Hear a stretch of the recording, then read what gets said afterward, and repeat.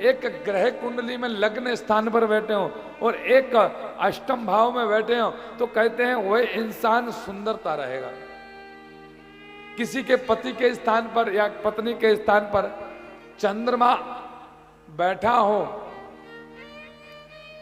तो कहते हैं कि वह पति भी सुंदर पाता है, और पत्नी के कुंडली के स्थान में बैठा हो तो पति सुंदर पाते हैं। चंद्रमा, चंद्रमा का जो प्रतीक है वो सुंदरता का प्रतीक है,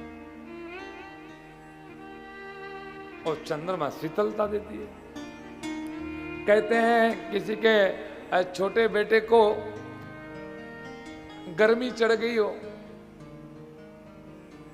फुंसी हो गई हो, या थोड़े थोड़े पिंपल शरीर में हो रहे हो, स्वास्थ्य खराब हो रहा हो, तो कहते हैं उसका मामा अगर एक चंद्रमा बना करके चांदी का और या दान कर दे या उस बेटे के गले में पहना देते हैं, तो कहते हैं उसके शरीर की सुंदरता बढ़ जाती है। ये चंद्रमा का प्रतीक है।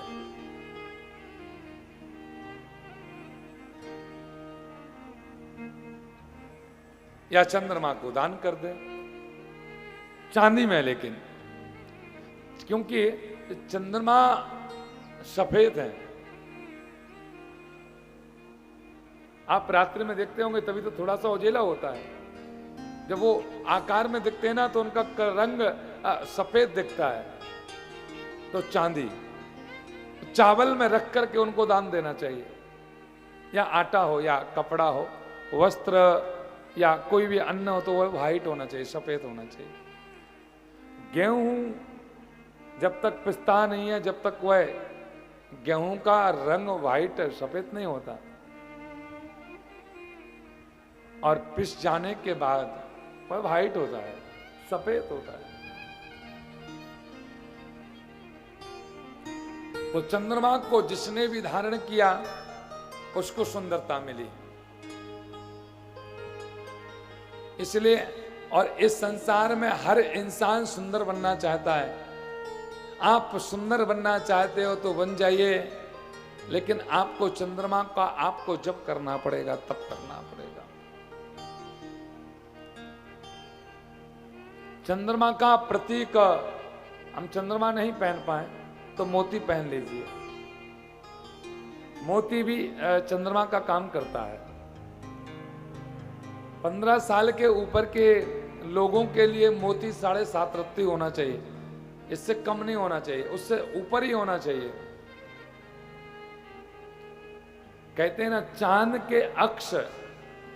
के अक्ष सूरज की हंसी किरणों में है, नीर के आईने में बहते हुए झरनों में, इन नजरों में तुझे मैं ही में नजर आऊंगा।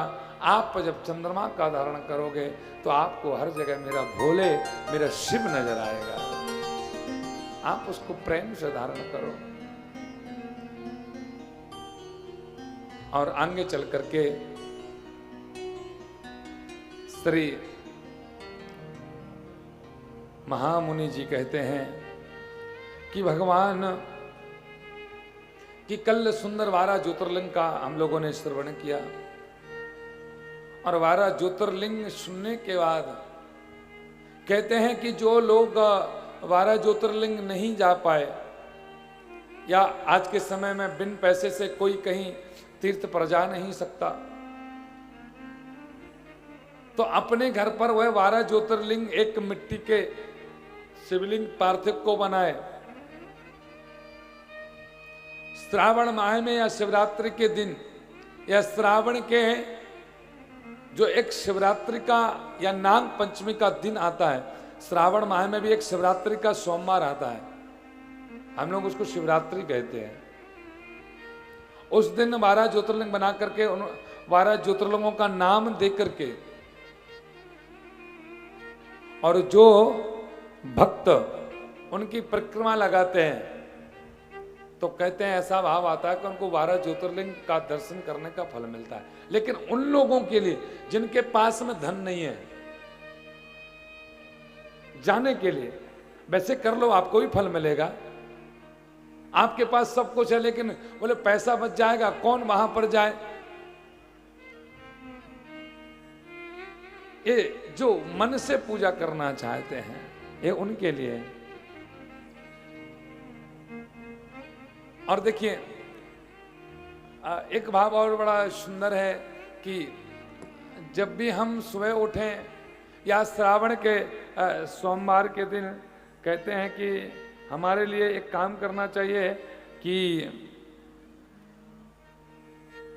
हम नहीं बना सकते शिवलिंग या नहीं जा सकते, तो हर इंसान को 1 साल तक एक काम करे तो उसको 12 ज्योतिर्लिंग का दर्शन करने का फल प्राप्त होगा। 12 माह तक 1 साल लगातार हर सोमवार को जिसमें कि हर सोमवार को 11 बार 12 ज्योतिर्लिंगों का जो नाम लेंगे, उनके लिए 1 साल कंटिन्यू लगातार जो करते हैं, उनके लिए 12 ज्योतिर्लिंग की परिक्रमा करने का पूरा फल प्राप्त मिलता है। अच्छा, दूसरी बात, भोलेनाथ जी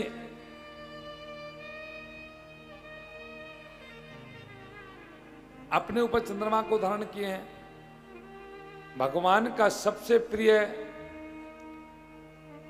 शरीर जो रूप में माना गया, प्रेम वाला जो रूप माना गया, शांति वाला जो रूप माना गया, और वह नर्मदेश्वर है।